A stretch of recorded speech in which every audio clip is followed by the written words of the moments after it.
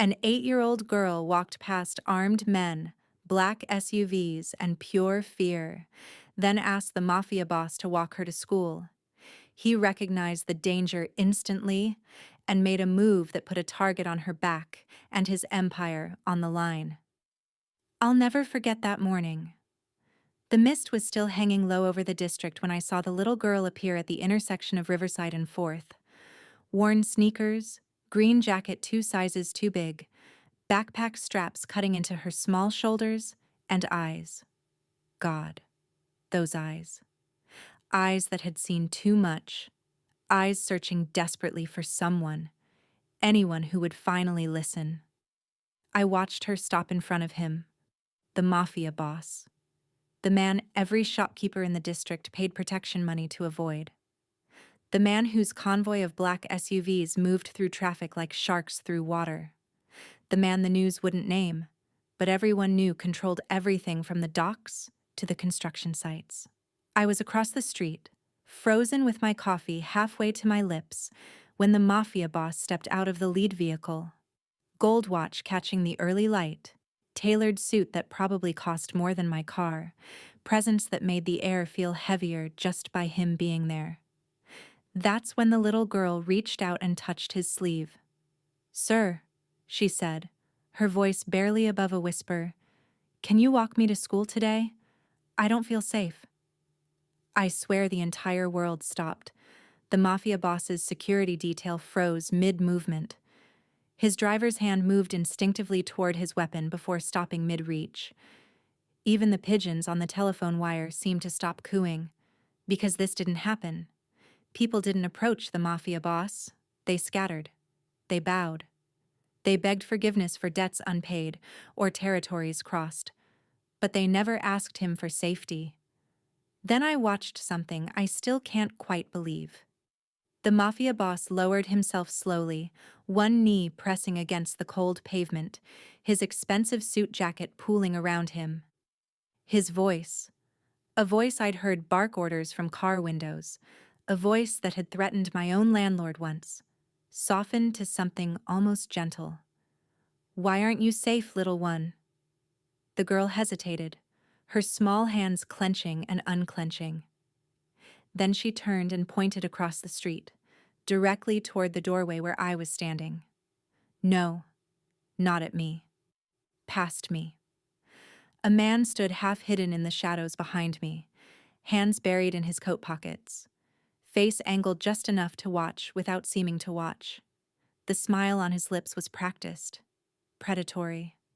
The smile of someone who knew exactly how to operate in the spaces where the law couldn't reach. I'd seen him before. We all had. Lingering too long near the school. Watching the bus stop. Always there. Always watching, but never doing anything the police could actually arrest him for. The Mafia boss's entire body went rigid. I saw his jaw clench, saw something dark and cold pass over his face, and I realized he recognized that man. The little girl's voice cracked when she spoke again. "I just want to get to school today without him following me." The Mafia boss stood slowly, his tall frame casting a shadow that swallowed the child whole.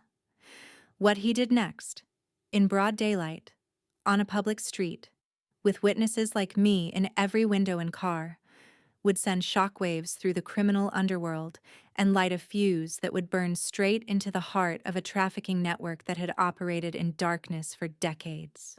Stay with me until the end, because what this little girl's courage unleashed and what the Mafia boss sacrificed to protect her will leave you speechless. Before we begin, hit that like button, subscribe to the channel, and drop a comment telling me where you're watching from. Your support keeps these stories coming. Now, let me tell you everything I learned about what happened that day. Crewe. Transition to backstory. Her name was Isabella Cross. I found that out later, after the newspapers got hold of the story, after the entire district started buzzing about what had happened on Riverside and 4th. But that morning, she was just a little girl in a green jacket, 8 years old, standing in front of the most dangerous man in the city.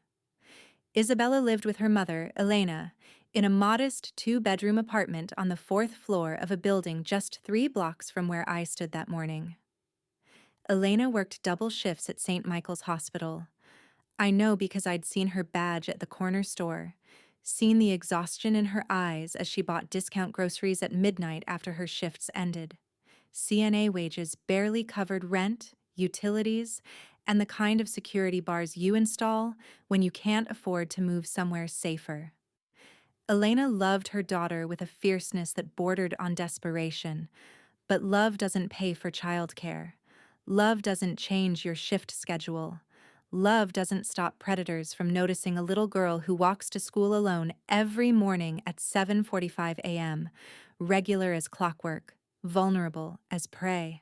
What I didn't know that morning, what none of us knew, was that for 3 weeks, Isabella had been telling her mother about the man, how he waited near the bus stop every morning, how he followed her down Riverside Avenue, how he smiled at her, that wrong kind of smile that made her stomach hurt even though she couldn't explain why. "He knows my route, Mama," Isabella had whispered one night, picking at her dinner. "He knows when I leave. He knows which way I walk." Elena had called the police twice. I learned this later from a neighbor who'd heard the whole thing through paper-thin walls. Officer Martinez had come both times, taken notes, nodded sympathetically, and explained that without evidence of actual contact or direct threats, there was nothing the department could do. "Children have active imaginations, ma'am," he'd said, closing his notepad. "Sometimes they misinterpret friendly behavior from adults." The school principal, Mrs. Henderson, was equally dismissive when Elena showed up at the office, panic barely concealed behind her professional mask.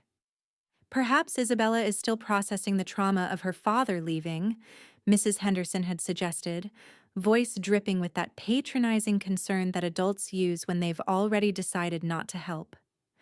"Perhaps she needs counseling. Perhaps you're projecting your own anxieties onto her." But Isabella knew what she saw. The man wasn't friendly. He was hunting. And every morning the hunt got bolder.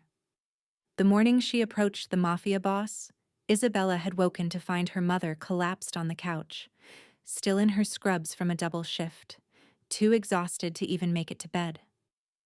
Elena's phone showed 14 missed calls from the hospital. They needed her to come in again, always needed her to come in again, but her body was simply giving up. Isabella made her mother coffee, covered her with the good blanket, kissed her forehead, and decided she would walk to school alone. She'd done it dozens of times before. But as she stepped onto Riverside Avenue, backpack bouncing against her small frame, she saw him immediately. The predator. Leaning against the bus stop, not even pretending to check his phone or read a newspaper anymore. Just staring directly at her, smile wider than ever, like he knew something she didn't. Isabella's feet stopped moving, her breath caught in her throat. She looked back toward her building, but Mama couldn't help her. Mama was barely conscious. She looked toward the school 6 blocks away and saw only empty streets and locked doors. That's when she heard the engines. 3 black SUVs turning onto Riverside, moving in perfect formation, stopping right in front of her like fate arriving on schedule. And that's when the Mafia boss stepped out. Isabella didn't know his name. She didn't know he controlled half the district's criminal operations. She didn't know that men twice his size crossed the street to avoid him. All she knew was that every adult who was supposed to protect her had failed. So she asked the one man who everyone feared. And I watched the Mafia boss kneel in front of her, his voice gentle despite the violence I knew he was capable of. And I realized something that would haunt me for weeks. Sometimes the monsters we create are the only ones brave enough to fight the real predators. The Mafia boss followed Isabella's pointed finger to the man in the doorway, the man standing less than 10 feet from where I was frozen with my coffee. And I saw recognition flash across the Mafia boss's face, not just recognition, something colder, something personal. The predator was someone the Mafia boss knew. I didn't know the mafia boss's real name until much later.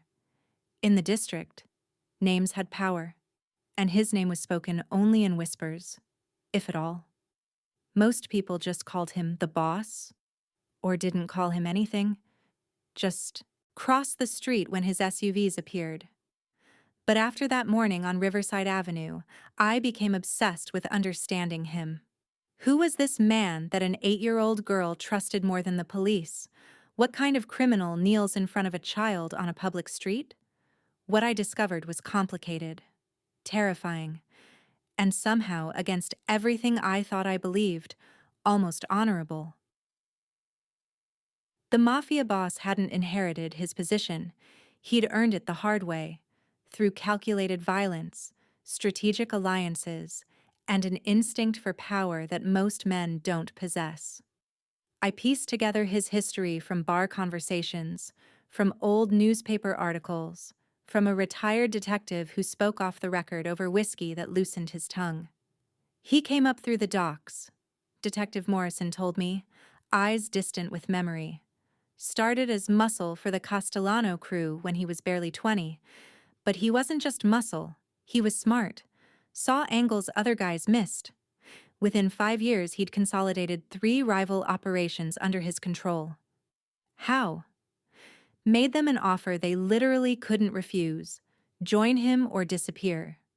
Most joined. The ones who didn't? Morrison made a gesture that needed no explanation. By 30, the mafia boss controlled the ports, the construction unions, most of the gambling operations south of the river, and had enough politicians on his payroll that investigations mysteriously stalled out before they could touch him. His reputation wasn't built on flashy violence. It was built on precision, on control, on the absolute certainty that if you crossed him, consequences would follow as inevitably as sunrise. "He's not the kind of guy who loses his temper," Morrison said. "He's the kind who waits 6 months, learns everything about you, and then destroys your life so completely that other people learn the lesson." The district feared him because fear was the foundation of his power. But fear alone doesn't explain what I witnessed that morning. There was something else. A line he wouldn't cross. I first heard about it from Marco, who ran the bodega on 5th Street and had paid protection money to the mafia boss's organization for 15 years. "You know the Delgado crew?" Marco asked me, leaning across his counter and lowering his voice, even though we were alone in the store. "They approached the boss maybe 5 years ago, wanted to partner on a new operation. Big money, international connections, the kind of deal that could have doubled his income." "What was it?" Marco's face darkened. "Human trafficking. Mostly women. Some kids. Delgado had routes through the ports. Needed someone who controlled the docks to look the other way for shipments." "What did the mafia boss do?" "Turn them down flat. No negotiation, no counteroffer. Just no." "That's it?" "That's not the interesting part." Delgado pushed back. Said the boss was leaving money on the table. Insulted his business sense. "You know what? The boss did." I shook my head. He had Delgado's operation dismantled within a month. Shipments intercepted. Warehouses raided.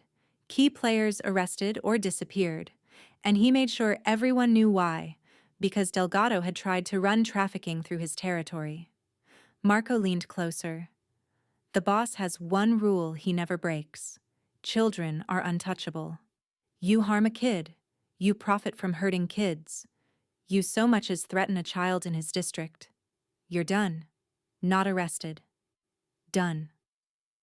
This rule had cost him more than just the Delgado deal.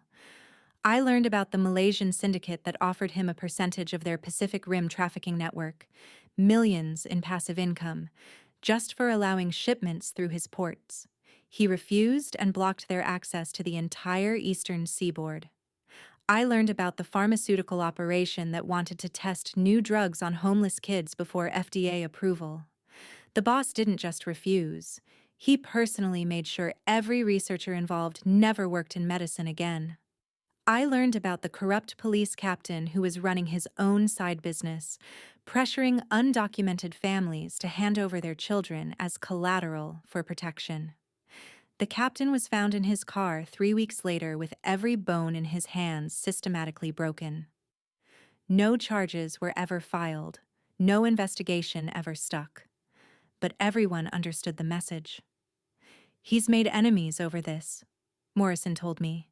Powerful enemies. Trafficking is huge money, and he's blocked major players from operating in his territory.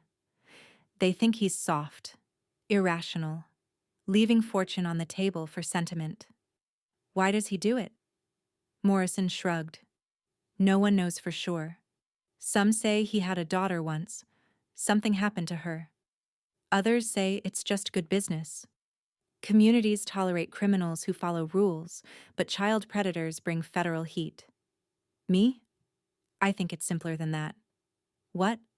I think even monsters have lines they won't cross. So when Isabella Cross touched the Mafia boss's sleeve that morning and asked for protection, I was watching a collision of two worlds. I saw the exact moment he looked into her eyes, really looked, and recognized what he was seeing. Real fear. Not the exaggerated anxiety of a nervous child. Not imagination or attention-seeking. The bone-deep terror of prey that knows it's being hunted. I'd seen that look before, Morrison had told me. In trafficking victims. In children who'd been marked by predators. In kids who understood on some primal level that the adults around them had already failed. The Mafia boss saw it too. And then Isabella pointed across the street, and I watched his entire body language shift. The predator standing in the doorway wasn't just any random creep. I found out later his name was Marcus Vitelli, and he was connected to an operation the Mafia boss had refused to work with 3 separate times over the past 2 years. An operation that specialized in children. Vitelli had approached the Mafia boss's organization with partnership proposals, territorial agreements, profit-sharing arrangements. Each time, the boss had declined. Not aggressively, just firmly. A professional boundary that both sides understood. But now Vitelli was hunting in the Mafia boss's district, on his streets, targeting a child who'd just asked him for protection. It was a test, or a challenge. Or maybe just arrogance. Vitelli believing that the Mafia boss's reputation for avoiding child trafficking meant he was soft, meant he wouldn't act. I saw the internal conflict play out across the Mafia boss's face in the span of maybe 3 seconds. Helping Isabella publicly would expose him. Witnesses everywhere, myself included. Cell phones already coming out of pockets. Police likely monitoring his movements anyway. Any action he took would be documented, investigated, used against him. But the alternative was walking away from a child who'd asked him for the one thing his entire reputation was built on: protection. The Mafia boss stood slowly, his decision made. He turned to his security detail, 4 men who looked like they could break someone in half without breathing hard, and gave an order that shocked me almost as much as kneeling had. Stand down, fall back, no weapons visible. His driver started to protest. Boss, that's... Did I stutter, Antonio? The men stepped back, confusion clear on their faces. The Mafia boss was deliberately making himself vulnerable in public, with a known predator watching, with witnesses everywhere. Then he did something I'll never forget as long as I live. He held out his hand to Isabella. Not ordering, not commanding. Offering. Come on, little one, he said quietly. I'll walk you to school. Isabella's small hand disappeared into his, and they started walking. That's when I realized we weren't alone. Eyes were watching from every window along Riverside Avenue. Mrs. Rodriguez from 4B. Mr. Kim in his bodega doorway. The postal worker frozen mid-delivery, eyes from cars slowing down to witness something impossible. Eyes from the shadows, Vitelli and whoever else was working with him. The mafia boss had just made a public declaration in front of witnesses, on camera phones already recording. He'd chosen a side, and I knew, with absolute certainty, that this wouldn't be the end. It would be the beginning of something much darker. I followed them. I know how that sounds, but I wasn't the only one. Half the neighborhood was watching the mafia boss walk an 8-year-old girl to school, and I needed to see how this impossible moment would end. I stayed on the opposite side of the street, coffee forgotten in my hand, phone recording in my pocket because some part of me knew this was history happening in real time. They walked slowly, not because the mafia boss couldn't move faster, but because Isabella's legs were short and her backpack was heavy, and she was still trembling. The mafia boss matched her pace perfectly, his hand gentle around hers, his eyes scanning the street with the constant vigilance of someone who'd survived decades in a business where distraction meant death. I watched curtains part in windows as they passed. Mrs. Chen on the second floor, her face pressed against the glass, phone all ready to her ear, probably calling every person she knew. The mechanics at Tony's auto shop stepped out onto the sidewalk, grease-stained hands hanging loose, trying to process what they were seeing. Mr. Kim abandoned his bodega counter completely, standing in the doorway with his mouth open. Phones came out everywhere, recording, photographing, streaming. The mafia boss walking a child to school was going to be all over social media within minutes, all over the news within hours, all over police reports and federal investigations within days. He knew it. I could tell by the set of his shoulders, the slight tightness around his eyes. He was walking into exposure, into scrutiny, into consequences that would ripple through his entire organization. And he did it anyway. "Are you really going to walk all the way to my school?" Isabella asked, her voice small but clearer than it had been at the intersection. "Yes," the mafia boss said simply. "What if you're late for work?" Despite everything, I saw the corner of his mouth twitch. "I think my associates can wait." Isabella was quiet for a moment, her sneakers scuffing against the pavement. Then, "Why are you helping me?" The mafia boss stopped walking. He knelt again, right there on the corner of Riverside and 3rd. Black SUVs idling 20 feet behind them, witnesses everywhere. "Because you asked," he said. "And because no child should have to be afraid walking to school." I saw Isabella's shoulders drop, saw tension drain from her small body like water from a broken dam. For the first time in 3 weeks, she wasn't scanning shadows, wasn't calculating escape routes, wasn't running survival scenarios through an 8-year-old mind that should have been thinking about homework and playground games. She felt safe. And watching her transform, watching fear evaporate from a child's face, I understood something I'd never quite grasped before. This was power. Real power. Not the kind that came from violence or money or control, the power to make someone feel protected in a world designed to hurt them. But safety comes with a price. I noticed the predator about halfway through their walk. Vitelli had left his doorway and was following at a distance, staying just far enough back to maintain deniability but close enough to observe. The mafia boss noticed too. I saw his grip on Isabella's hand tighten slightly, saw his free hand move to his jacket pocket. Then he made a call. "Antonio," he said quietly into his phone, voice barely audible but unmistakably commanding. "I want eyes on every route between Riverside and Madison Elementary. Now, anyone suspicious, anyone we don't recognize, I want names and photographs." A pause. "I don't care about the meeting. Cancel it." Another pause, longer this time. "Yes, I understand the implications. Do it anyway." He made 3 more calls during that 6-block walk. Short, clipped conversations that I couldn't fully hear but understood instinctively. The mafia boss was expanding protection beyond just this morning, Beyond just Isabella, he was putting resources into place. Eyes, muscle, surveillance that would turn this entire district into hostile territory for anyone hunting children. The operation he'd refused to profit from for years, he was now actively moving to dismantle, because an 8-year-old girl had asked him to walk her to school. Madison Elementary came into view around the corner, a squat brick building with chain-link fencing and playground equipment that had seen better decades. Morning drop-off was in full swing.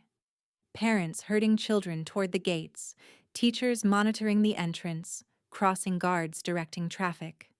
Then someone noticed the black SUVs. The entire scene froze like someone had pressed pause on reality. Mrs. Henderson, the principal, stood at the main entrance with her coffee cup halfway to her lips, staring at the Mafia boss walking toward her school, holding Isabella Cross's hand. Ms. Patterson, Isabella's teacher, went pale. The crossing guard actually stepped backward. Parents pulled their children closer instinctively, some moving toward the school gates, others backing toward their cars, everyone trying to calculate what the Mafia boss's presence meant for their own safety. Fear rippled through the crowd like wind through wheat. The Mafia boss ignored all of it. He walked Isabella straight to the school gate, then knelt one final time. "You're safe here," he said quietly, though in the shocked silence I could hear him clearly from 15 feet away. "I'll be here this afternoon when school lets out, and tomorrow morning, and every morning after that until you don't need me anymore." "Promise?" Isabella whispered. "I promise." Isabella threw her arms around his neck, this tiny girl hugging a man who'd ordered violence I couldn't even imagine, whose reputation was built on fear, whose very presence had sent half the school into panic. And the Mafia boss hugged her back, gently, like she was made of glass. Mrs. Henderson finally found her voice. Sir, I'm going to have to call the police. We have policies about—" The Mafia boss stood slowly, his eyes meeting the principal's with an intensity that made her step backward. "Call whoever you need to call," he said evenly. "But that little girl walks through your gates safely every morning from now on. That's not negotiable." "Are you threatening—" "I'm stating a fact. Isabella Cross is under my protection. Anyone who wants to change that can discuss it with me personally." The threat wasn't explicit. It didn't need to be. Mrs. Henderson's coffee cup trembled in her hand. We'll need to discuss this with the superintendent." "Discuss whatever you want. I'll be here at 2:45 this afternoon." The Mafia boss turned to Isabella one last time. "Go on, little one. You're going to be late." Isabella shouldered her backpack and walked through the school gates, looking back twice to make sure he was still there. He didn't move until she disappeared inside the building. That's when I noticed Vitelli again. He was standing across the street from the school, phone to his ear, eyes locked on the Mafia boss with an expression I couldn't quite read. Anger? Calculation? Challenge? The Mafia boss saw him too. They stared at each other across the morning traffic, two predators assessing, measuring, preparing. Then Vitelli smiled, that same wrong smile he'd given Isabella, and walked away. But I knew he wasn't retreating. He was reporting. The walk back to the black SUVs felt different. The Mafia boss moved faster, his phone already out, conversations I couldn't hear flowing rapid fire as he climbed into the lead vehicle. Antonio, his driver, looked stressed. "Boss, we've got 17 missed calls. Dominic says the Castellano crew is asking questions. Maria says the feds have been sniffing around the docks again, and—" "Handle it," the Mafia boss said curtly. "Boss, with all due respect, what you just did, walking that kid to school in broad daylight, every crew from here to the river is going to want to know what it means. Some are going to see it as weakness, some are going to see it as expansion, and some are going to see it as exactly what it is," the Mafia boss interrupted. "A line drawn. Anyone trafficking kids in my territory is done. I don't care who they're connected to. I don't care what deals were in place before. That business doesn't happen here anymore. Antonia was quiet for a moment. You know what declaring that kind of territory is going to cost us. I know. You know who's going to push back. I know. Boss, this is going to start a war. The Mafia boss looked out the window toward Madison Elementary, where Isabella was safely behind locked doors for the first time in weeks. Then we go to war, he said quietly. The SUVs pulled away from the curb, leaving me standing on the sidewalk with my cold coffee and my phone full of footage that would be evidence in investigations I couldn't yet imagine. A declaration had been made, whether the Mafia boss intended it or not. And I knew, with absolute certainty, that someone was going to make him pay for it. I wish I could say I didn't know what came next, that I was just an innocent bystander who witnessed something extraordinary and moved on with my life. But the truth is, I kept digging, kept asking questions, kept following threads that led into darkness I wasn't prepared to see. What I discovered was an organization that had operated in plain sight for years, protected not by violence, but by something far more insidious: apathy. Vitelli made his call from a parking garage 3 blocks from Madison Elementary. I know, because I followed him there. Stupid, reckless, probably the most dangerous thing I've ever done. But I needed to understand what the Mafia boss had just walked into. I stayed 2 levels below, close enough to see Vitelli's silhouette through the concrete pillars, far enough that he wouldn't notice me. His voice echoed in the empty structure, fragments of conversation bouncing off cement walls. Walked the kid right to the school gates, in front of everyone, his whole crew standing down. A pause. Vitelli's body language shifted, shoulders tight, defensive. I'm telling you what I saw. He's protecting her. Personally. Another pause, longer this time. No, I don't think it's a bluff. He knelt in the middle of Riverside Avenue, made promises in front of witnesses. The boss doesn't make empty gestures. I could hear anger creeping into Vitelli's voice now. So what do you want me to do? He's declared the girl untouchable. If I move on her now? He stopped mid-sentence, listening. His free hand clenched into a fist. You think he's weak? You think showing compassion to a kid makes him weak? The response must have been emphatic because Vitelli actually laughed, sharp, bitter, humorless. Then you don't know him like I do, but sure, we'll play it your way. He ended the call and stood there for a moment, staring at his phone like it had personally betrayed him. Then he got in his car and drove away, and I was left standing in a parking garage trying to process what I'd just heard. Someone above Vitelli thought the Mafia boss had made a mistake. Someone thought protection was weakness, and they were planning to prove it. It took me 3 days to identify who Vitelli answered to. 3 days of conversations in bars where I shouldn't have been, with people who wouldn't have talked to me if they'd known I was documenting everything. 3 days of piecing together a network that existed in the gaps between legitimate society and outright criminality. They called themselves the Covenant. Not officially. There were no business cards or corporate structures. But that's what the people on the edges called them. The ones who'd escaped. The ones who'd lost someone to them. The Covenant didn't operate like the Mafia boss's organization. They didn't control territory through fear or violence. They controlled it through corruption, through infrastructure, through systems that were supposed to protect people, but had been quietly repurposed to exploit them. A social worker named Jennifer explained it to me over coffee that she barely touched, her hands shaking as she spoke. They're not some shadowy criminal enterprise, she said, voice barely above a whisper even, though we were alone in a diner booth. They're caseworkers and court clerks and foster care administrators. They're port inspectors who look the other way, police officers who lose paperwork, judges who seal records.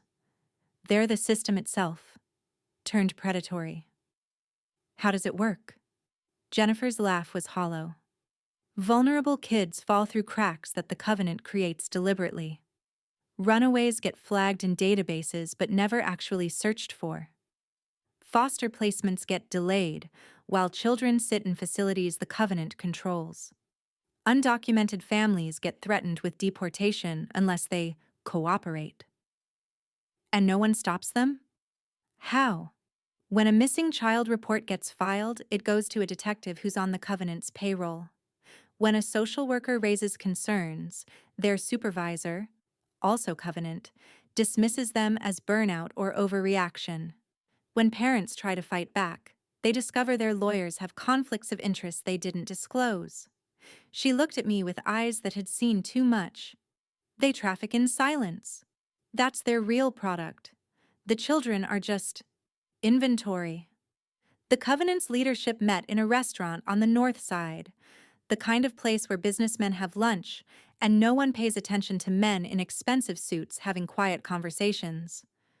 I couldn't get inside, couldn't hear their discussion, but I didn't need to. I learned later from Detective Morrison, who'd been tracking the Covenant for years without ever getting close enough to make arrests stick, what they'd decided.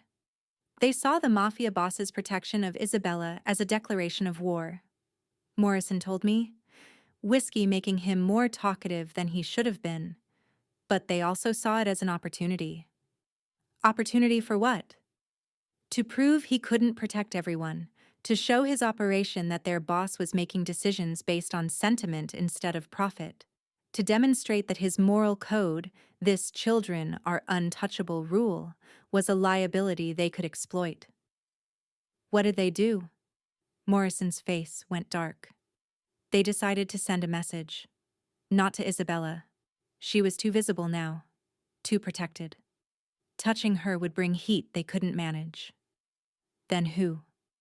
Other children, different neighborhoods. Kids whose disappearances wouldn't make headlines. Kids whose parents didn't have the resources to fight back. Kids the system had already failed. My blood went cold. They were going to take children to prove a point? 3 of them. Already selected. Already under surveillance. Kids who walked alone. Whose routines were predictable. Whose families were vulnerable. Morrison looked at me with something between anger and resignation. The Covenant was going to kidnap 3 children to punish the Mafia boss for saving 1. The targets were chosen with cold precision. A 10-year-old boy named Marcus, whose mother worked nights, and whose grandmother was too sick to walk him to school anymore. East Side, different district, no connection to Isabella or the Mafia boss. A 7-year-old girl named Yuki, whose parents were undocumented and terrified of police. She walked home from school alone every day through an industrial area where there were no witnesses. A 9-year-old named Carlos, whose foster placement kept getting delayed while he lived in a group home with minimal supervision. He had no one looking for him because the system had already decided he didn't matter. 3 children, 3 different neighborhoods. 3 simultaneous abductions that would look unconnected to anyone who wasn't paying attention. But the message would reach the Mafia boss loud and clear. You can protect 1 child, but not all of them. Your compassion is weakness. Your moral code is a liability. Back down or watch more children disappear.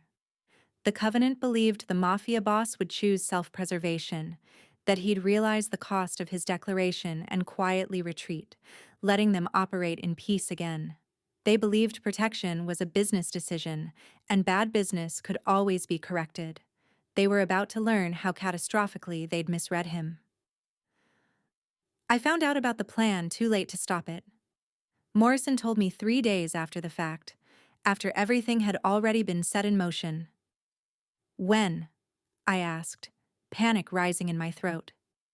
They're moving within 48 hours, maybe sooner. Kids are most vulnerable at routine transition points. Going to school, coming home, times when they're expected to be alone. We have to warn them. Warn the families. Warn them how? Morrison cut me off. Tell them there's a conspiracy of government employees planning to kidnap their children, but we have no evidence and can't name names. Tell them to trust the same police and social services that are part of the problem? So what do we do? Morrison looked at me for a long time. We wait. And we hope the Mafia boss is as smart as his reputation suggests. But I couldn't wait. I couldn't sit on information that 3 children were about to be taken to prove a point about power and weakness. I did the only thing I could think of. I went to find the Mafia boss, and I prayed I'd reach him before the Covenant moved. Because they'd chosen their targets deliberately. Children whose disappearances wouldn't spark outrage, wouldn't make headlines, wouldn't provoke the kind of public sympathy that brings down organizations. They'd chosen children the world had already decided didn't matter. And that made them perfect leverage. I never made it to the Mafia boss in time. By the time I tracked down someone who could get a message to him, by the time I navigated the layers of protection around a man whose location was always classified information, it was already too late. The news broke at 6:47 p.m. on a Tuesday evening. 3 children missing across the city. Unrelated incidents, different neighborhoods, no apparent connection, except I knew better. I was in my apartment when the first alert came through my phone. Amber alert for Marcus Williams, age 10, last seen leaving Lincoln Elementary on the east side at 3:15 p.m. Black hair, brown eyes, wearing a blue jacket and jeans. Then a second alert. Yuki Tanaka, age 7, disappeared between school and home in the warehouse district at approximately 3:30 p.m. Black hair, brown eyes, pink backpack. Before I could process those, a third.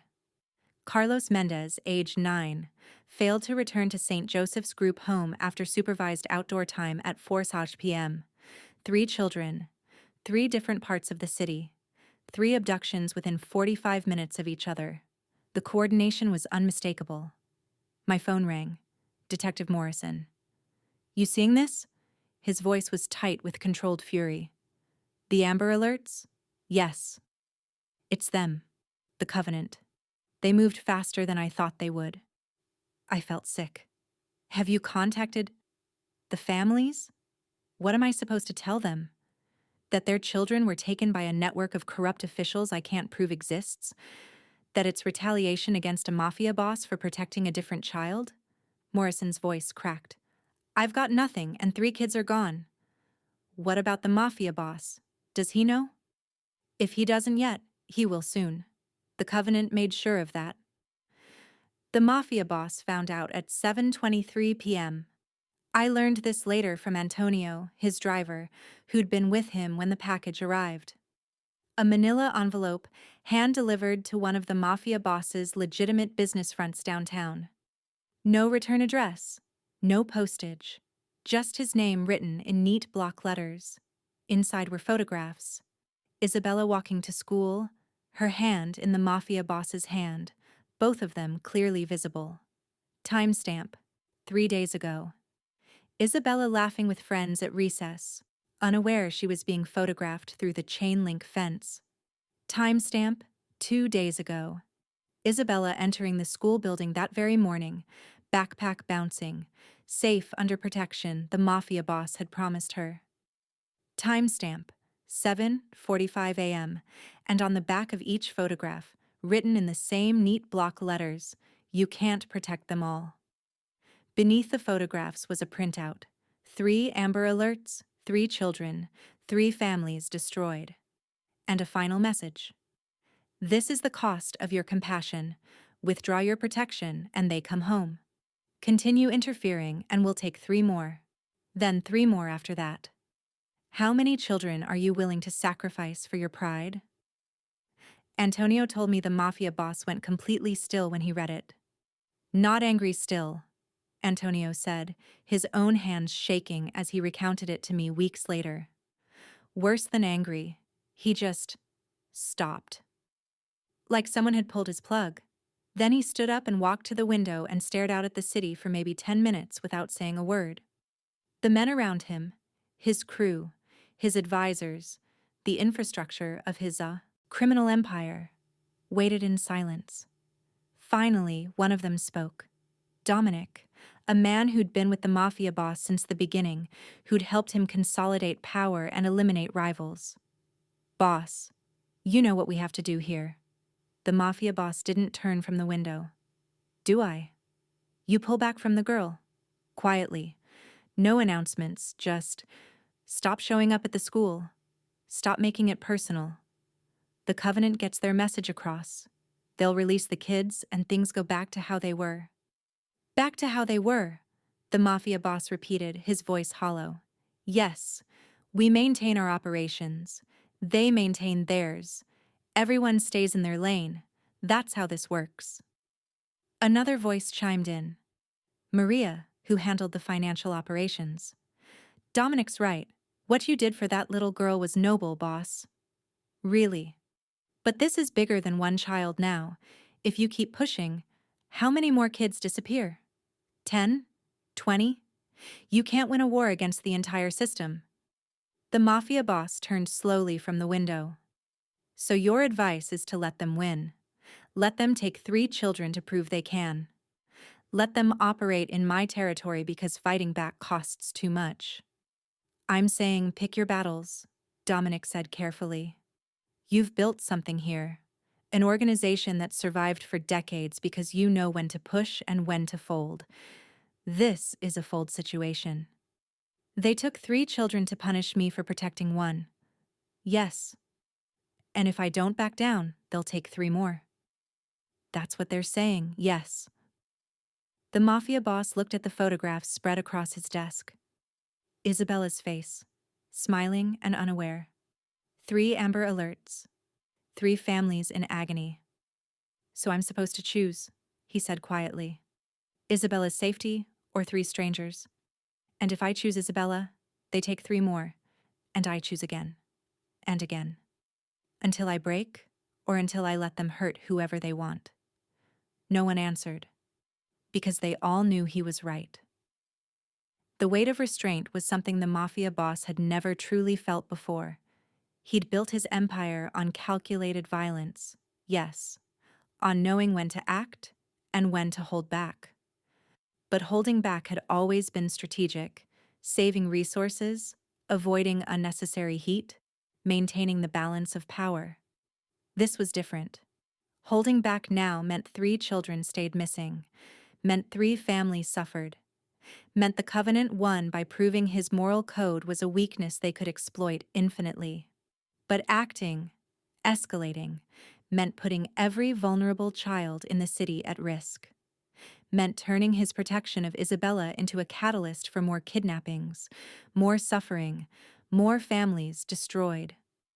For the first time in his criminal career, the mafia boss's power felt insufficient. Antonio told me the boss sat at that desk for hours, staring at the photographs, saying nothing. His crew eventually left, giving him space to make whatever decision he was going to make. And that's when Isabella called. The mafia boss's personal number was known to maybe 5 people. Isabella's mother, Elena, wasn't one of them. But somehow, Antonio suspected one of the teachers had quietly passed it along. Isabella had gotten the number. She called at 9:17 p.m. Hello? The mafia boss's voice was rough, exhausted. It's me, Isabella. I can only imagine what went through his mind in that moment. This child he'd promised to protect. Calling him while he stared at evidence of 3 other children taken because of that protection. Isabella, it's late. Is everything okay? I saw the news about the missing kids. Her voice was small, frightened. Mama says it's not safe anywhere right now. That bad people are taking children. Your mother is right to be careful. A pause. Then, are you still going to walk me to school tomorrow? The question hung in the air like a blade. Antonio said the mafia boss closed his eyes, his free hand gripping the edge of his desk so hard his knuckles went white. Yes, he said finally. I promised, didn't I? But what about the other kids, the ones who are missing? Are you going to help them too? And there it was. The innocent question that broke him. Because Isabella, This 8-year-old girl who'd been brave enough to ask a monster for protection assumed that protection was something that should extend to everyone, that the man who'd kept her safe would of course try to keep other children safe too.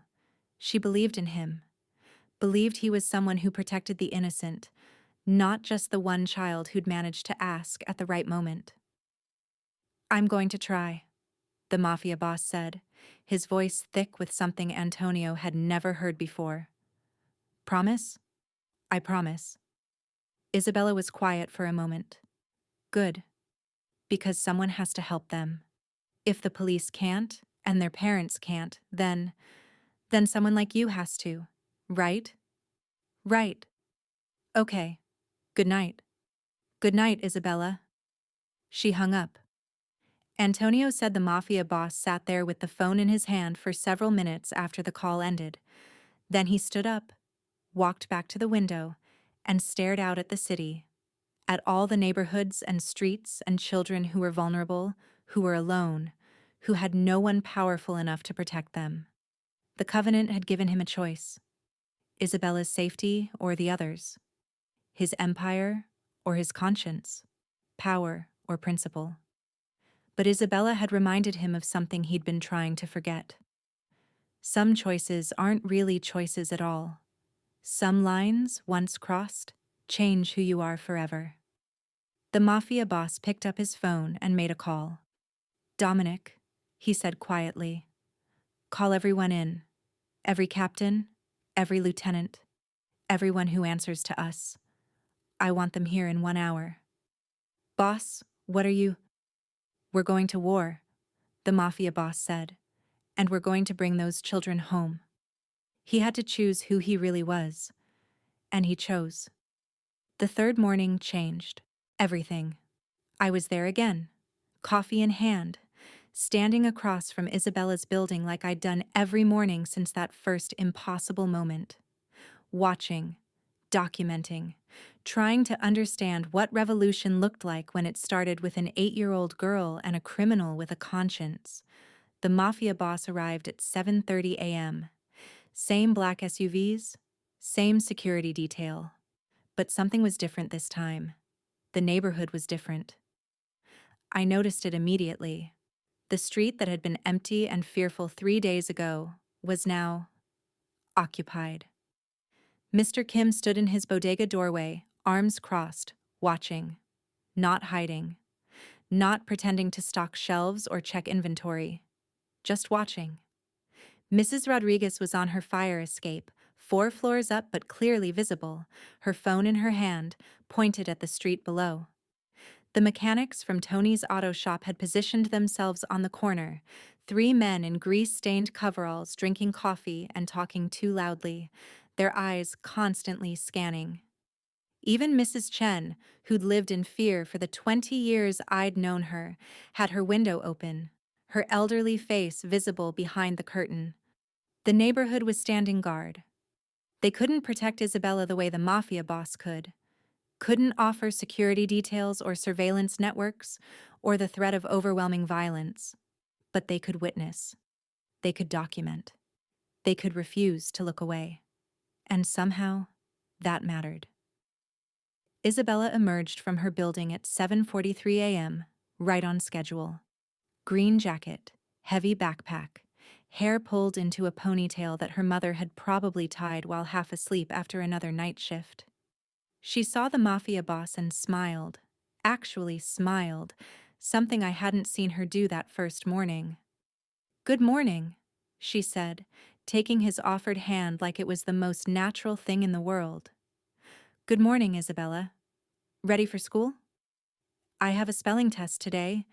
Miss Patterson says I need to study my words more, but I know them all already."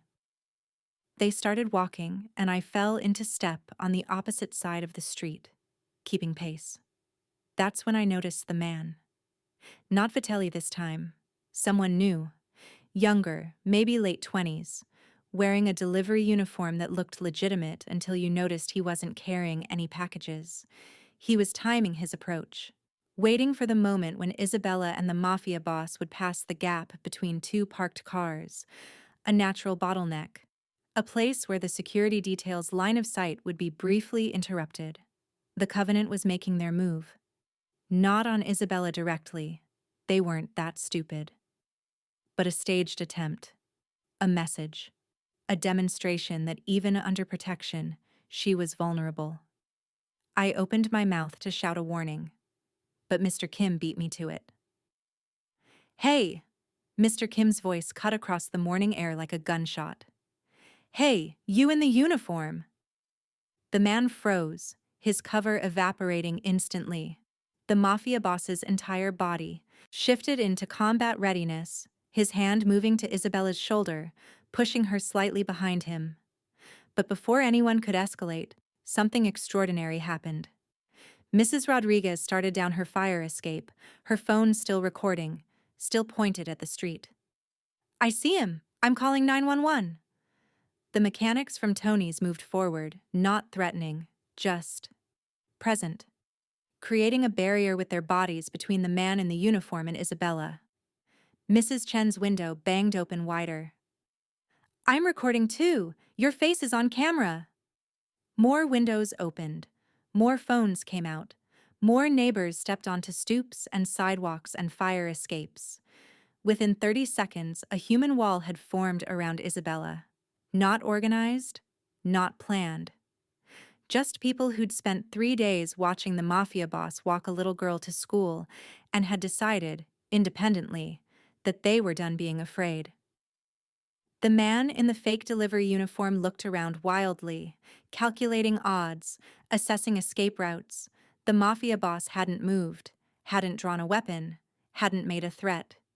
He didn't need to. The neighborhood had done it for him. "Police are on the way!" Mrs. Rodriguez shouted from her fire escape. 2 minutes out!" The man turned to run. But Tony, the head mechanic, a man in his 60s who'd survived 4 decades in this district by minding his own business, stepped into his path. "I don't think so," Tony said quietly. "You stay right there until the cops arrive." "I wasn't doing anything. I was just—" "You were timing an approach on a child," the Mafia boss said, his voice cold and precise. "Waiting for the gap between vehicles, professional technique, amateur execution." The man's face went pale. Sirens became audible in the distance, growing louder. "I want lawyers," the man said, panic creeping into his voice. "I'm not saying anything without lawyers." "That's your right," the Mafia boss said. Then he knelt beside Isabella, who was watching everything with wide eyes. "You okay?" She nodded. "Those people, they helped me?" "Yes, they did. I didn't think anyone would. Before you, I mean. I thought nobody cared." The Mafia boss looked around at the neighbors. Mr. Kim still standing firm in his doorway, Mrs. Rodriguez recording from above, Tony and his mechanics creating a perimeter, Mrs. Chen watching from her window. "They always cared," he said quietly. "They were just afraid. But fear breaks eventually. You just have to push hard enough." 2 patrol cars pulled up at 7:51 a.m. Officers Ramirez and Chen, not Martinez notably, stepped out with hands near their weapons, assessing a scene that must have looked surreal. A man in a fake delivery uniform surrounded by angry neighbors, a Mafia boss kneeling beside an 8-year-old girl, phones recording from every angle, witnesses everywhere. "We got an anonymous call about an attempted abduction," Officer Ramirez said carefully, his eyes moving between the Mafia boss and the detained man. "Anonymous tip was accurate," Tony said, his hand still firmly on the suspect's shoulder. "This guy was positioning himself to grab the kid. We saw the whole thing." "We all saw it," Mr. Kim added. "I got video if you need it." "Me too," Mrs. Rodriguez called down from the fire escape. "And me," Mrs. Chen said from her window. Officer Ramirez looked at his partner, then at the crowd of witnesses, then at the Mafia boss, who was slowly standing up. "We're going to need statements from everyone," Ramirez said finally. "Of course," the Mafia boss said. "But first, I'm walking Isabella to school. She has a spelling test." For a moment, I thought Ramirez would argue, assert authority, make a point about protocol. Instead, he just nodded. "We'll be here when you get back." The walk to Madison Elementary that morning felt different than the previous two. Isabella wasn't just protected by the Mafia boss anymore. She was protected by Mr. Kim and Mrs. Rodriguez and Tony and Mrs. Chen and everyone who'd decided that fear was a choice they weren't making anymore. When we reached the school gates, a small crowd had gathered. Parents who'd heard what happened, teachers who'd seen the patrol cars, Principal Henderson, looking less afraid and more resigned to a new reality. The Mafia boss knelt one final time.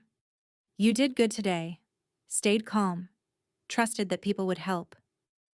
Because you showed them how," Isabella said simply. She hugged him, this becoming routine now, this tiny girl and this dangerous man, and ran through the gates toward her classroom. The Mafia boss watched her disappear inside, then turned back toward where the patrol cars waited. I fell into step beside him for the first time, close enough to speak. "That was remarkable," I said quietly. "The neighborhood standing up like that. When fear breaks, it doesn't matter."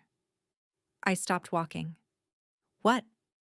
The Mafia boss kept moving, his voice low and bitter. "We saved Isabella today, protected her from one predator.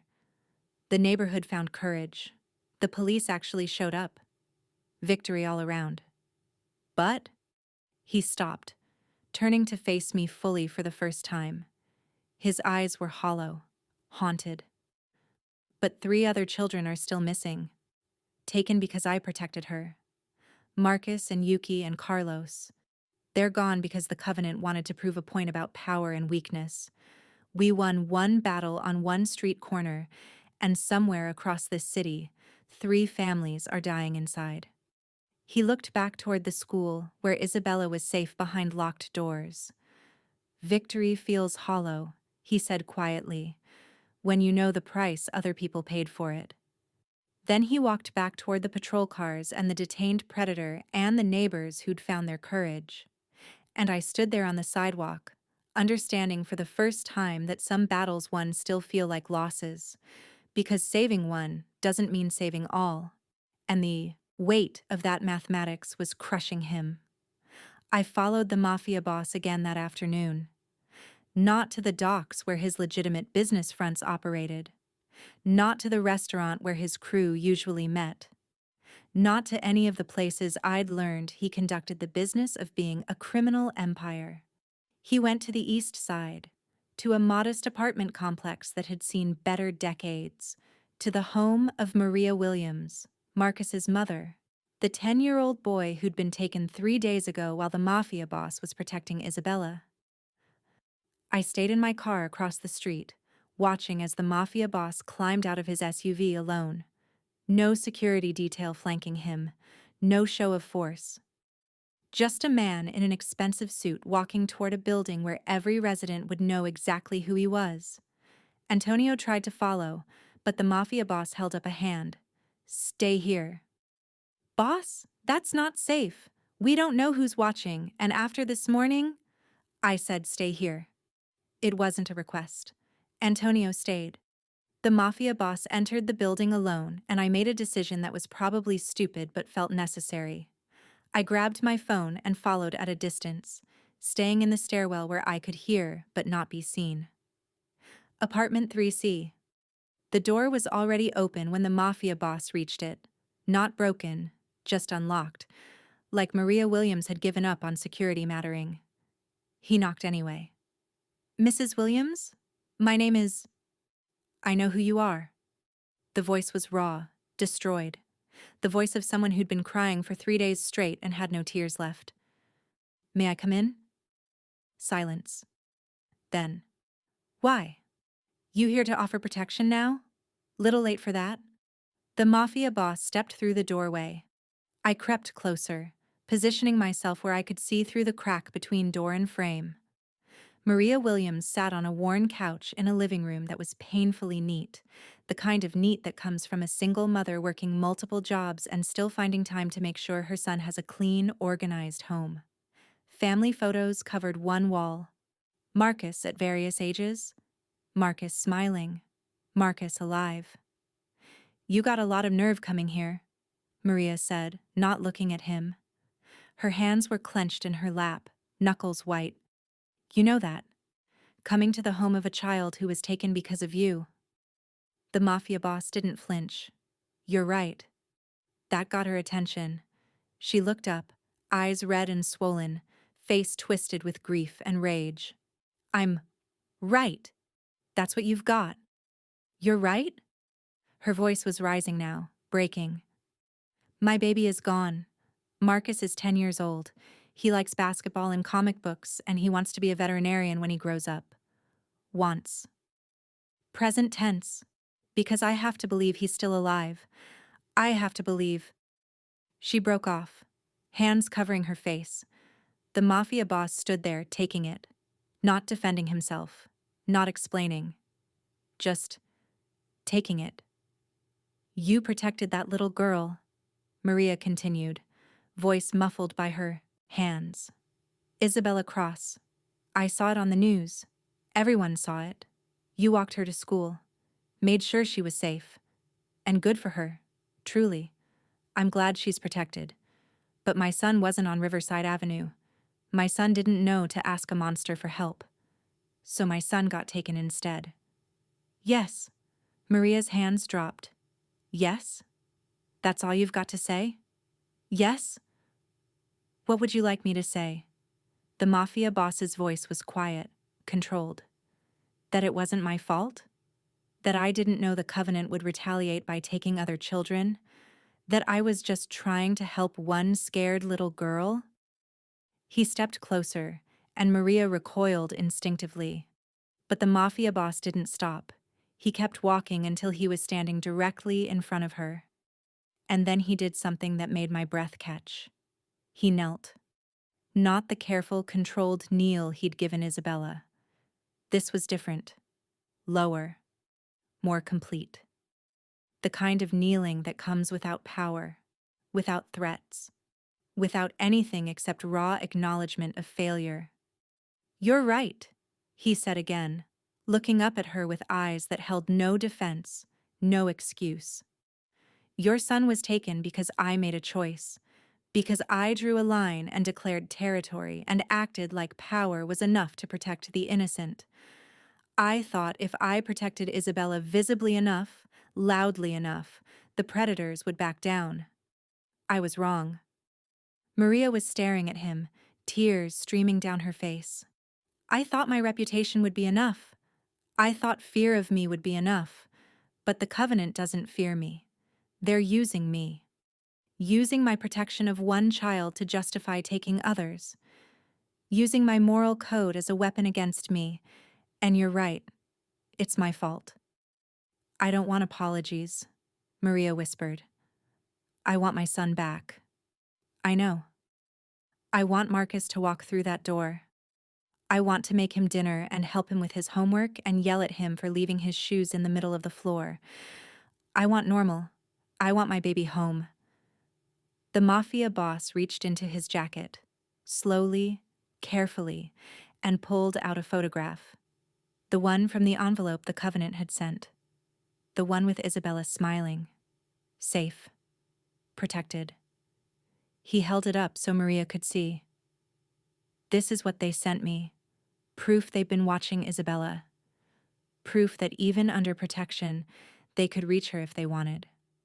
And underneath were the amber alerts. Marcus, Yuki, Carlos, with a message. "Withdraw protection or they take more." Maria's hand flew to her mouth. "They told me to choose," the Mafia boss continued. "Isabella's safety or the return of 3 children I'd never met. My empire or my conscience, and my crew, the men who've built this organization with me, they told me to fold, to back down, to let the Covenant win because fighting them would cost too much." "Why are you telling me this?" Maria's voice was breaking again. "Because I need you to understand something. The mafia boss's voice was steady now, certain. I'm not backing down. I'm not withdrawing protection from Isabella. I'm not letting the Covenant operate in this city anymore. And I'm going to bring your son home. Maria laughed, bitter, hollow, hopeless. How? You just admitted you can't protect everyone. You admitted they're stronger than you. So how exactly are you going to— I'm going to war. The room went silent. I'm going to dismantle the Covenant piece by piece. I'm going to find every caseworker, every clerk, every corrupt official who profits from trafficking children. I'm going to leverage every resource, every contact, every piece of power I've accumulated over 20 years in this business. And I'm going to bring Marcus home, along with Yuki and Carlos and every other child they've taken. That's insane, Maria whispered. You're talking about going after the system. Courts and police and social services, they're untouchable. No one is untouchable. The mafia boss's voice was cold now, final. I've spent my entire career proving that, and I promise you, Mrs. Williams, I will bring your son home. Why? The question came out as a sob. Why would you do this? You don't know Marcus. You don't owe us anything. This isn't your fight. The mafia boss was quiet for a moment. Then, an 8-year-old girl asked me to walk her to school because every system meant to protect her had failed, and I realized something. I've been part of the problem. Building my empire, maintaining my power, following my moral code just enough to feel righteous while children like Marcus fell through cracks I helped create by doing nothing. He stood slowly, looking down at Maria with something I'd never seen in his eyes before. Shame. I can't undo that. Can't change the past. But I can choose who I am moving forward, and I choose to be someone who brings your son home. Not for payment, not for loyalty, not for anything except the fact that it's the right thing to do. Maria stared at him for a long moment. Then, slowly, she stood. If you're lying to me, if this is some kind of manipulation or power play, I swear to God I will. I'm not lying. Then bring him home. Her voice was steel now, grief hardening into something fierce. Bring Marcus home and bring those other children home and burn down whoever took them. I don't care about the law anymore. I don't care about protocol or evidence or proper channels. I care about my son. The mafia boss nodded once. You'll have him back within a week. How can you promise that? Because I'm willing to pay any price to make it happen. He turned to leave, then paused at the door. One more thing, Mrs. Williams. When this is over, when Marcus is home safe, the Covenant is going to retaliate. Against me, against my organization, against anyone connected to this. Your life might become complicated. Maria's laugh was sharp. My life is already destroyed. They took my child. Complicated sounds like an improvement. The mafia boss almost smiled. Almost. I'll have men watching your building. Not obvious. You won't see them, but they'll be there. I don't want your protection. Consider it an apology. He left before she could argue. I made it back to the stairwell just before he emerged into the hallway. Pressed myself against the wall, barely breathing as he walked past. But he stopped, turned, looked directly at the shadow where I was hiding. I know you're there, he said quietly. I've known you were following me since day one. My heart stopped. You want to document this? Fine, document it. Tell the story, but tell it accurately. I'm not a hero. I'm not suddenly a good man because I'm protecting children. I'm still a criminal.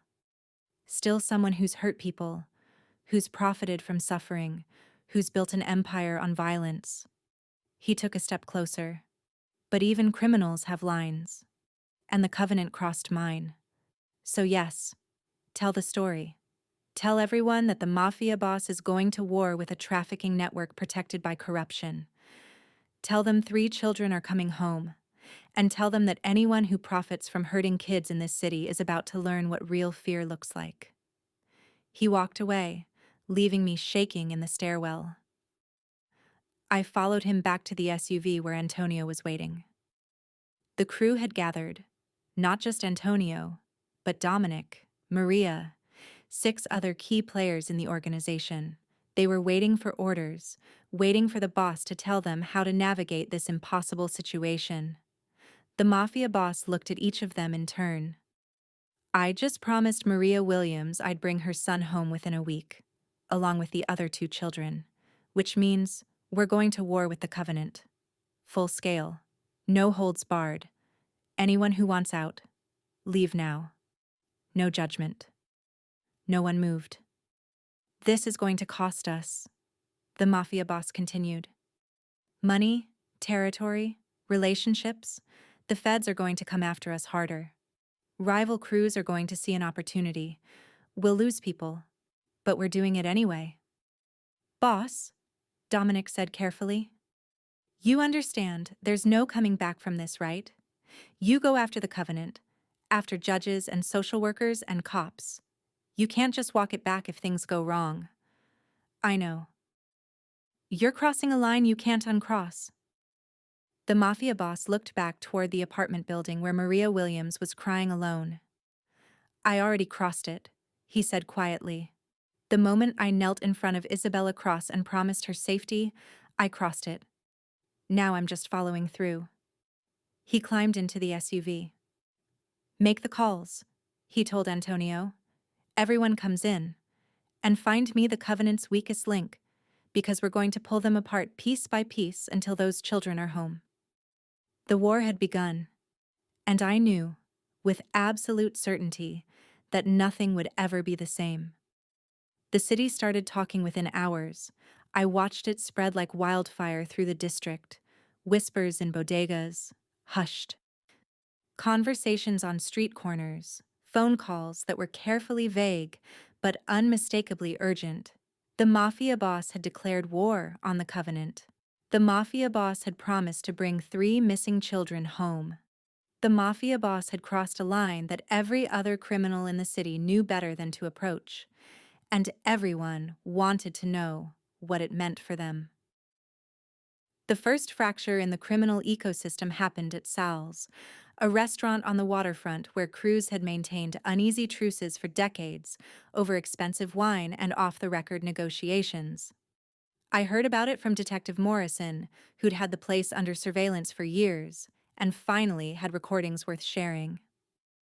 The Castellano crew called an emergency meeting, Morrison told me over the phone, voice tight with exhaustion. He hadn't slept since the children disappeared. None of us had. Wanted to know if the Mafia boss was still rational, if he was becoming a liability to the larger operations in the city. What did they decide? They're pulling back, severing connections. The boss's war with the Covenant is too hot, too public, too likely to bring federal attention. They want distance.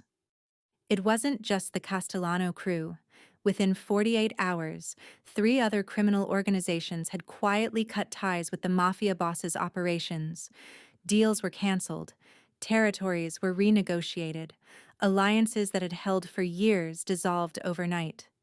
The Mafia boss was becoming isolated, toxic by association, and he didn't seem to care. That 4th morning, I was back on Riverside Avenue at 7:30 a.m. So was everyone else.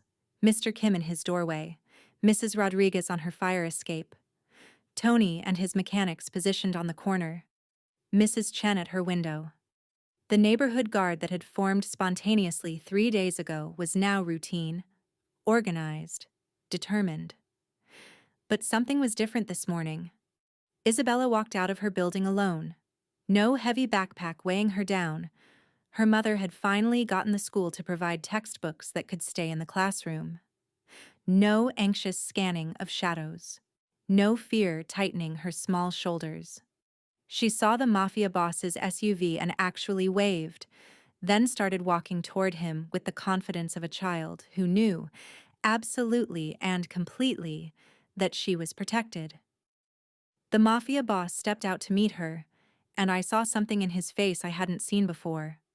Not pride, exactly. Not satisfaction. Relief.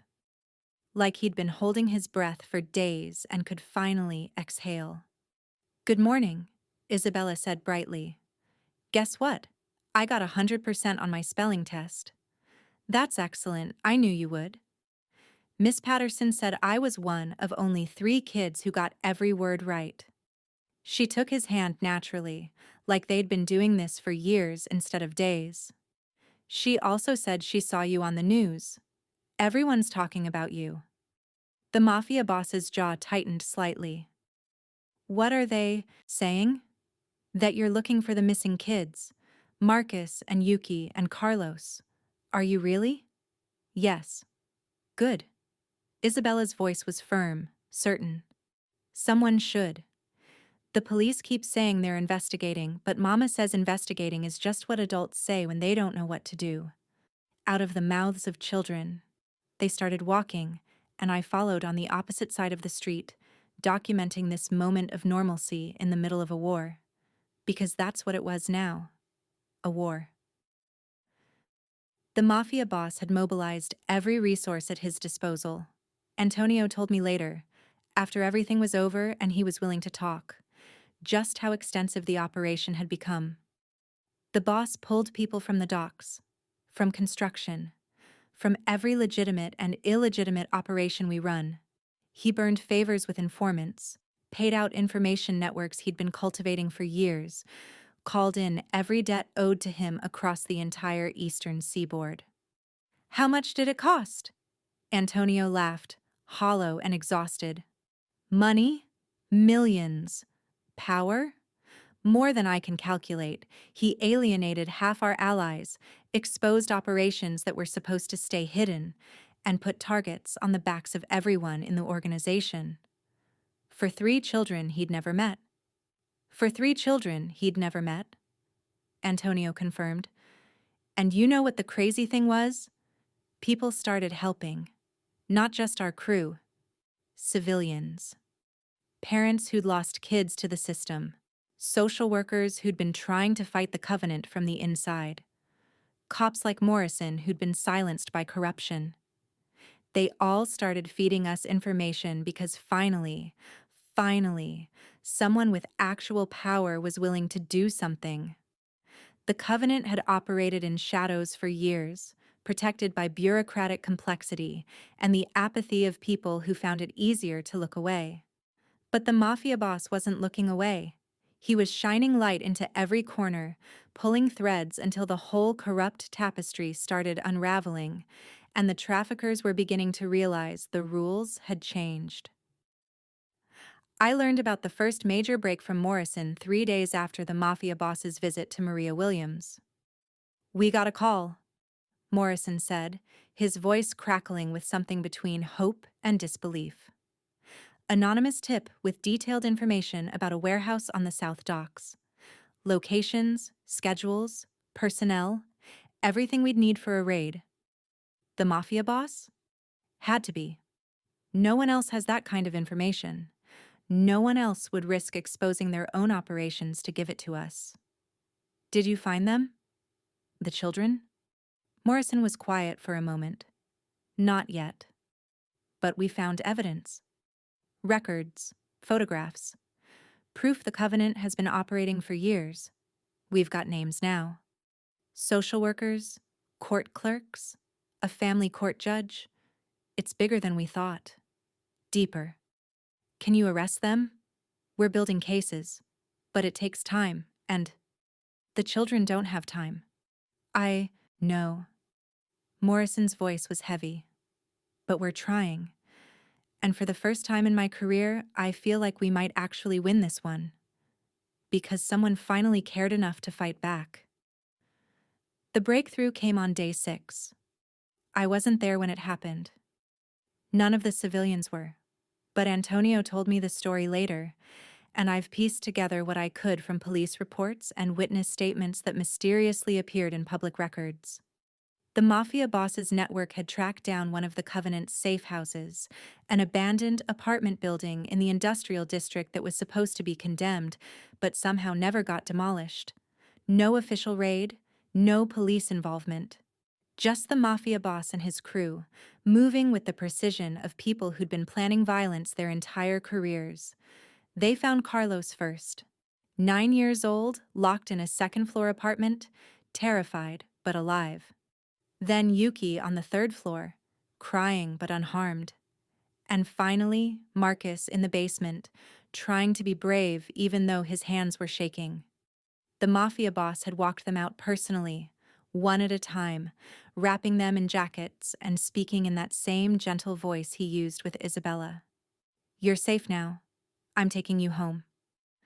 By the time police arrived, anonymous tip, again, the children were already on their way to the hospital for evaluation, and the Mafia boss was long gone. The Covenant operatives who'd been guarding the location were left behind, zip-tied and unconscious, with detailed confessions written out beside them. Confessions that held up in court because every detail was documented with evidence the Covenant hadn't known existed. 3 days later, Maria Williams's doorbell rang. She opened it to find Marcus standing there, escorted by a social worker she didn't recognize, and 2 police officers who looked uncomfortable. "Mama!" Marcus had thrown himself into her arms, and Maria had collapsed to her knees, sobbing, holding her son like she'd never let go. Behind them, barely visible in the evening shadows, a black SUV idled at the curb. The Mafia boss never got out, never asked for thanks, never claimed credit. He just watched long enough to see Marcus safely inside, then drove away. 3 reunions happened that week. 3 families made whole. 3 children home. And the entire city knew who'd made it possible. The morning after Marcus came home, Isabella asked the question I'd been waiting for. They were walking to school. Routine now. Comfortable. When she looked up at the Mafia boss with those serious 8-year-old eyes. "You brought them home," she said. "Marcus and Yuki and Carlos. You found them and brought them home." "Yes." "Are you going to keep doing that? Protecting other kids too?" The Mafia boss was quiet for a long moment. We'd reached the school gates, but he didn't let go of her hand yet. "Would you like me to?" "I think you should. I think—" Isabella paused, choosing her words carefully. "I think you're really good at it. Better than the police, better than the teachers, better than all the adults who are supposed to help but don't.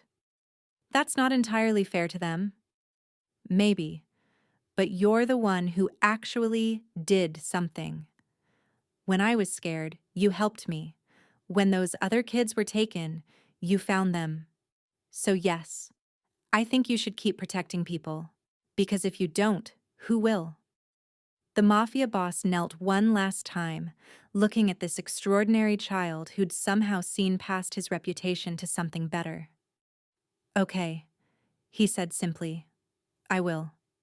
"Promise?" "I promise."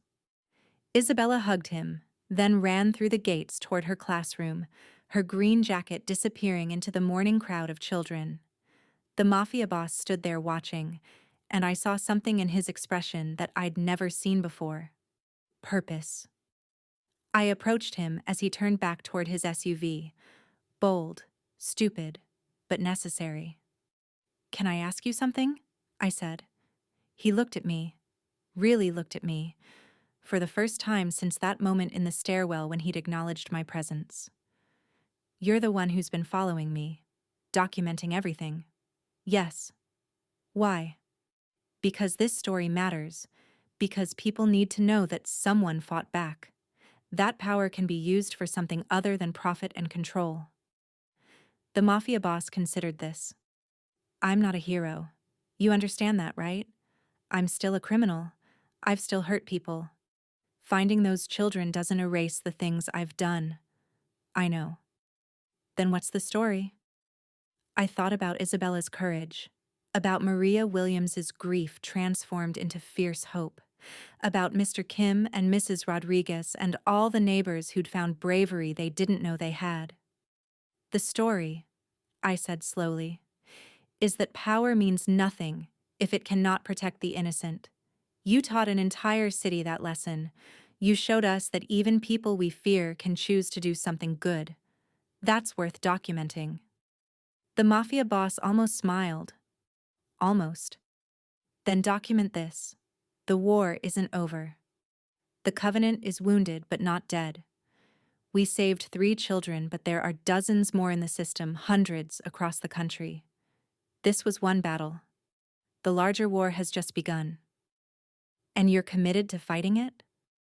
He looked back toward the school where Isabella was safe, where children were laughing and learning, where fear had finally broken. An 8-year-old girl asked me to walk her to school, he said quietly. And in doing that one simple thing, I remembered something I'd forgotten. Power means nothing if it cannot protect the innocent. He climbed into his SUV, and I watched it pull away. The city would never be the same. Criminal alliances had fractured. The Covenant was under investigation. 3 children were home.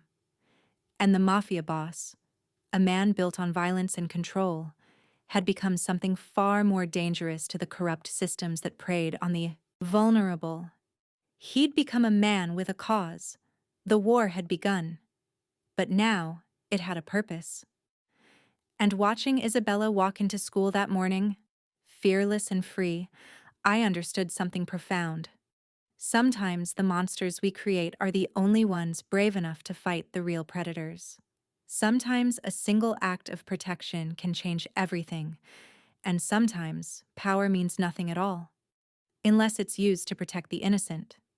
If you're ready for the explosion coming in the next story, smash subscribe, hit like, and stay close for more mind-blowing and exciting stories.